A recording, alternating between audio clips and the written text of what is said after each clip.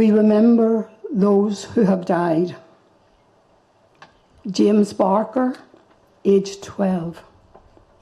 Fernando Blasco Baselga, aged 12. Geraldine Brellerson, 43. Deborah Ann Cartwright, 20. Gareth Conway, 18. The moors that watch over the Garden of Remembrance in Omagh, each represents a life lost on the 15th of August 1998. Michael Gallagher is the spokesman for the families and lost his son Aidan in the blast. And as I came in the road, I could see people walking out, mainly women and children with blood streaming down, and I thought, my God, what has happened here?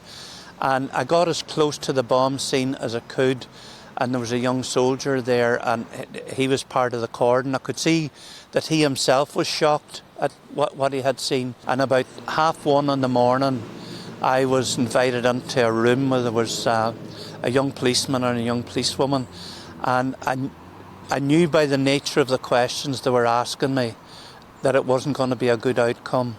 And after that, we were then taken to the temporary mortuary. Given the facts that this was the largest single loss of life in Northern Ireland's troubled past, and that the Good Friday Agreement had already been signed, you would have imagined those that carried it out would have already faced the law. But 25 years on, the families are still seeking justice. There have been a number of different investigations, ranging from the police investigations to ombudsman investigations. Jonathan Keane, Parliamentary Under-Secretary of State, says an inquiry is now on its way. I think the important point is now that the government in February responded to the legal case by announcing a public inquiry. The device was built and driven from the Republic of Ireland, and that means any inquiry will have to have equal powers there.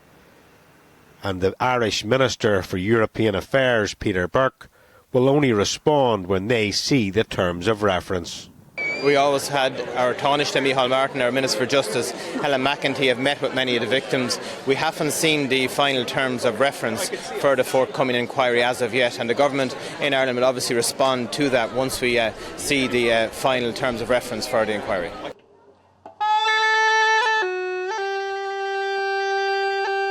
Jolene Marlowe, 17. Avril Monaghan, 30, and her unborn twins, Evelyn and Emer. Maura Monaghan, 18. 25 years have gone by, and with no real answers. Those that lost their loved ones are determined that they will be remembered. Dougie Beattie, GB News, Omagh.